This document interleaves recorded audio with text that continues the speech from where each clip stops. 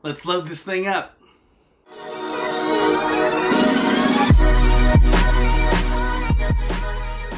What's going on, Geeky Gun guys and gals? I know, it's been a minute. But I've been working on today's video for a while now because of all the things that's been going on in the world. Natural disasters, pandemics. It's just not looking too good.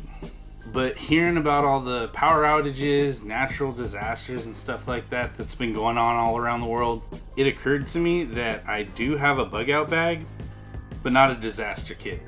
But first, if you're into all things geeky and or gun and or guy, or in today's case, survival and preparedness, please consider hitting the subscribe button and hit the bell notification so you don't miss any of these dope ass videos.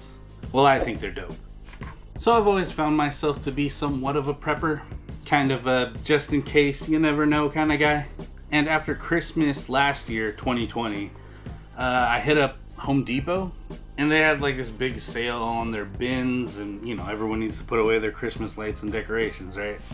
And I ran into this big Plano storage container. I got two of them. I mean, they were only 20 bucks, so. This guy right here is a Plano Sportsman's trunk. I believe it's 108 liters, and it has these little tiny wheels that do almost nothing. You could honestly use any trunk or storage container, but let's get into what goes inside it. Water. Probably the most important thing that goes in any disaster kit. For obvious reasons, we can't survive without water. 3 days to be exact. So it's recommended that you have a gallon of water per day per person. And it's not just for consumption and hydration, it's also for cleanliness, hygiene purposes. So half a gallon to drink, half a gallon to shower. I store these in the container, but we also have a butt ton of water just like stocked up in the garage. I think we have like five gallon containers at any given time. So water, very, very important. Next, food. My favorite. So there are multiple routes that you could take. I went with the canned food route. Yes, this does expire quicker than, let's say, freeze-dried food. I do plan on dabbling in freeze-dried food sometime in the future, but for right now, again, balling on a budget, little out of my price range. But I will say, if money is not a factor for you, freeze-dried food's probably the route to go. Not a big fan of the fact that you need boiling water, but to each his own. I'm going with canned food and like boat food. Emergency food ration bars. You've seen this before on my bug out bag video. So a butt ton of canned food, and yes, it does expire within a couple of years or a few years, but hey, you could always eat it before it expires. So. And these bad boys are super calorically dense and last you 5 years. Again, as opposed to the freeze-dried food, which lasts like a bajillion. And you want to stock up enough food for 3 meals a day for each person for maybe a 72-hour period. So 15? 9? Well, I have more than enough to accommodate 3 meals a day for 72 hours or however long power's out or whatever this disaster kit's for. So stock up on your food. And yes, I am storing a lot of food, canned food, in the bin or in my disaster kit. It's very inexpensive. A couple bucks every time you go grocery shopping. Next thing you know, you're set for the next couple years. Next, first aid. I don't need to tell you how important first aid is. I bring first aid with me every time I go shooting. There's one in my truck. And I just so happened to stumble upon a 72-hour first aid kit while I was at Walmart. And if I could find this stuff on Amazon or Walmart or anywhere, I'll link down to it in the description. Not only is it a first aid kit, it is also a full 72-hour survival kit. in this waterproof container. Comes with hella shit.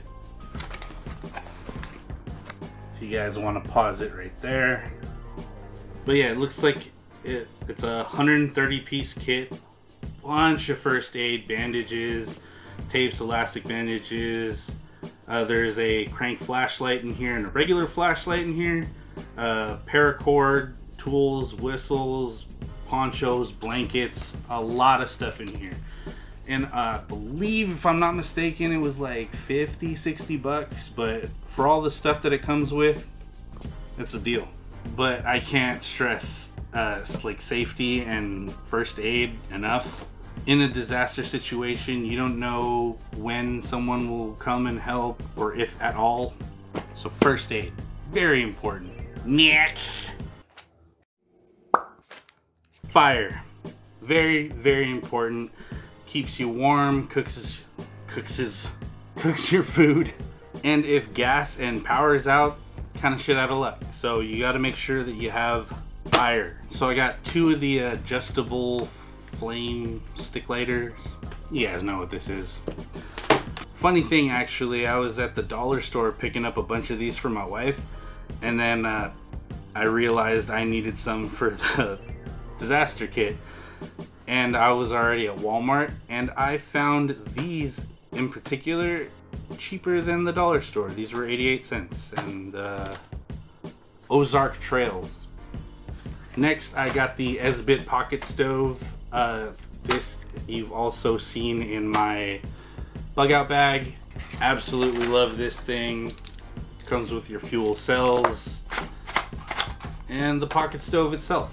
And I love the one in my bug out bag so much. I got it for the disaster kit because it is the perfect size for heating up the canned food. Just put one of the fuel cubes right in there, can right on top, and it's adjustable. If you have a pot or a pan, you need to boil some water, or if you just need to heat up your soup. And I keep everything in the boxes, well, in the disaster kit, in the boxes that they came in, because you never know when you might need the cardboard for tinder.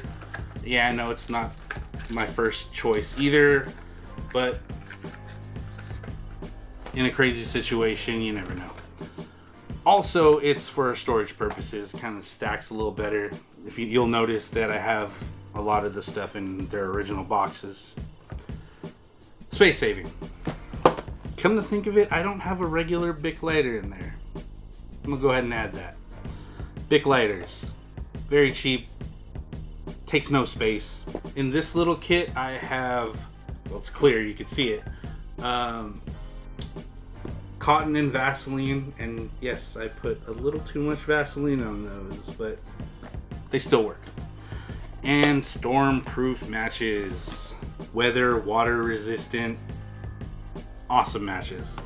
And if you have them, regular strike anywhere matches work fine too. These containers, don't need them. Just put your stuff in Ziploc bags if you have them, or what I did with my bug out bag, I used toiletry bags that we had laying around the house. You can use anything for storage containers. You don't have to get like the cool tactical bags and stuff. Just use Ziplocs. But that's just the penny saver in me. I had this stuff laying around, so organization, it's important. Next, radios and communication. Super important in case cell towers go down, cell phones are all dead. It's important that you have a way to communicate with one another. So you want to make sure you have a form of communication. I have ham radios, two-way radios work perfectly fine. Make sure you pack the chargers. Very important to have the chargers. And what I have here also is emergency weather radio. If the power is out, it helps you keep up to date with the news and whatnot, weather, storms. And along with it being a radio, it's also a flashlight, has a hand crank, give it a few spins, and flashlight. And also this one has a solar panel up top and some more illumination. Very, very handy to have. And again, if power is out, it has a USB port here to charge your stuff. So make sure you pack your phone chargers as well. Next, illumination. Another very important thing to have. I mean, they're all pretty important, but several times growing up, and actually even recently, rolling blackouts are a thing. Power goes out and you're kind of just sitting there. Back when I used to live in Oakland, my dad had flashlights all throughout the house. And when I finally got a place of my own, I kind of adopted that. And you want multiple forms. 3 is 2, 2 is 1, 1 is none kind of thing. Flashlights. I've said it before, I'm a big fan of just plain old regular gas station flashlights because they run on AA batteries or AAA batteries. And when you have like the fancy tactical flashlights and stuff, they usually run off CR123s, 18650s. They're a very uncommon battery. The ones that you can get for cheap at the dollar store or at the gas station work fine for me. Next is just tea candles. Enough of these can illuminate a room, and they're self-contained, so it's very safe to just leave them out. Just a heads up, if you have the stick candles, like the very long candles, make sure you get base holders for those. Not a lot of people think about that, but you know, if it's just leaning on something, very, very fire hazardous. So I opted for the tea candles. Super cheap. You get a butt ton of them. And the last one, I got camping lanterns. So again, back in Oakland when there would be power outages all the fucking time, we would have, like, you know, the mag lights, or even I've used my gun light one time and just aimed it at the ceiling to illuminate a room. It's a hassle. I mean, you can do it, you can get away with it, sure. So I opted for camping lanterns, which is a lifesaver. And I got this one from Amazon. Comes in a 2-pack with batteries. And bam! No more need to, you know, point your flashlight at the ceiling. You can illuminate an entire room, and you can kind of pick how much illumination you need. So yeah, really cheap option, runs on AA's, which it comes with. Yeah, comes with AA's. Nice option and very compact. Doesn't take a lot of room in your disaster kit. Next! This will be like hygiene, miscellaneous, things you'll definitely need. Well, because of the pandemic and forest fires being a thing, N95s, maybe a couple per person, depending on how many people live with you. Adjust it accordingly. All these things, depending on how many people live with you. Next, for sanitation, just antibacterial hand wipes. You can use these to bathe, clean yourself. Duct tape,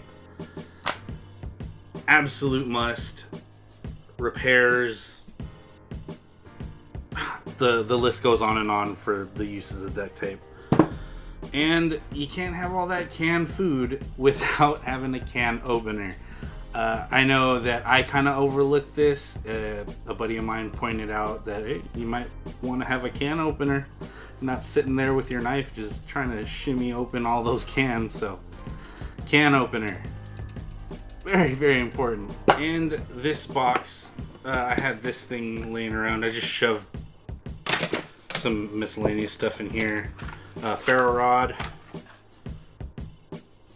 nice big ferro rod in here, help you make your fires stay warm, whatnot. Bug repellent and water purification tablets. And also don't forget, you know, your toothbrushes, toothpaste, soap, shampoo in liquid or bar form, your call, and toilet paper. We always have a stockpile of toilet paper. Not like one of those. Just, we always have toilet paper in hand. So make sure you throw in anything that you use on a daily basis in terms of hygiene.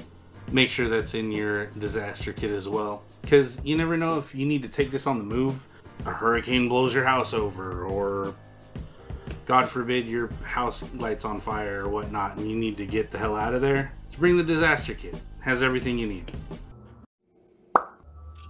Lastly, I kind of grouped this together also. Shelter, warmth, and repair. I have a brand new wool blanket. A couple of them actually that I got from Amazon. Don't really want to open this, but nice warm wool blanket. Any blanket will do really, but I know that wool stays warm, keeps you warm the longest, so I got 2 of those here, and one regular size one and a very, very large one. Heavy duty tarp for repairs, makeshift tent, shelter, a million uses for a tarp. And last but not least, heavy duty garbage bags.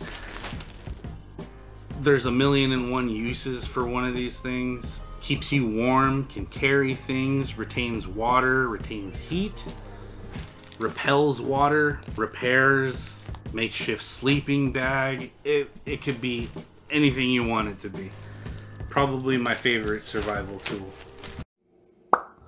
And that is about everything short of the kitchen sink that I have in my disaster kit.